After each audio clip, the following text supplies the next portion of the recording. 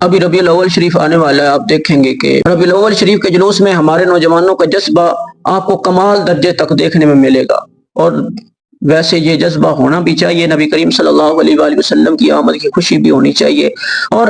ایک بات آپ کو اور بھی دیکھنے کو ملے گی، ہمارے نوجوانوں نے اپنی پیشانی پر، کیونکہ پیشانی جو ہے یہ ایک عزت کا مقام ہوتا ہے، پیشانی جو ہے یہ انسان کا ایک وقار سمجھا جاتا ہے، ہمارے نوجوان کیا کرتے ہیں کہ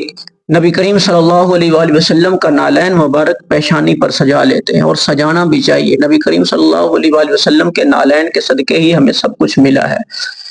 لیکن سوچنے کی بات یہ ہے اور غور طلب بات یہ ہے کہ جو چیز نبی کریم صلی اللہ علیہ وآلہ وسلم کے قدموں میں رہی، جسے نالین کہتے ہیں، وہ نالین تو ہم نے ماتھے پہ سجا لیا، وہ پیشانی پہ سجا لیا، اسے بڑا وقار دیا، اسے بڑی عزت دی۔ لیکن جو نبی کریم صلی اللہ علیہ وآلہ وسلم نے داڑھی مبارک اپنے چہرے پہ سجائی،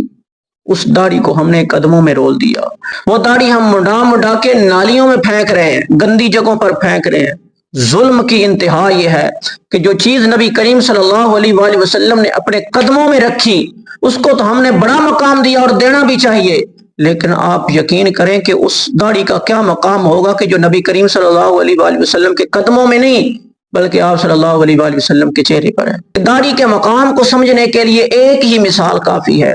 کہ داڑھی اس حسین چہرے پر رہی جو اس کائنات میں سب سے حسین چہرہ ہے، میرے آقا کا چہرہ۔ اس بات پر امت کا اجماع ہے کہ داڑھی جو ہے یہ ایک مٹھی بھر ہونی چاہیے۔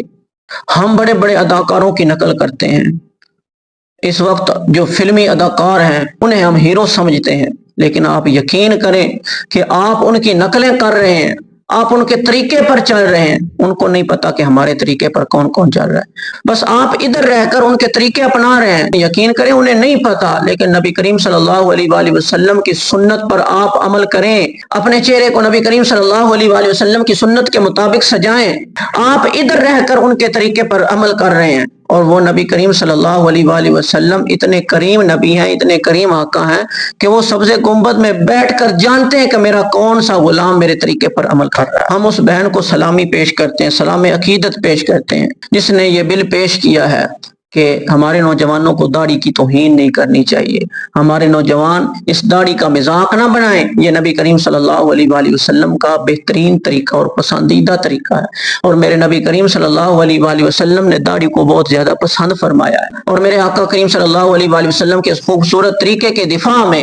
اس ہماری بہن نے جو یہ بل پیش کیا ہے، ہم اس کو سلام عقیدت پیش کرتے ہیں۔ ماشاءاللہ، اللہ پاک اس بہن کو سلامت رکھے، اللہ تبارک و تعالی ہماری اس بہن کی عزت و ناموس کی حفاظت فرمائے۔ اگر ہماری بہنوں میں اتنا جذبہ آ چکا ہے تو ہم میں بھی جذبہ ہونا چاہیے، ہمیں بھی اپنے چہرے کو نبی کریم صلی اللہ علیہ وآلہ وسلم کی سنت کے مطابق سجانا چاہیے۔ اللہ تبارک و تعالی ہمارے نوجوانوں کو ہدایت دے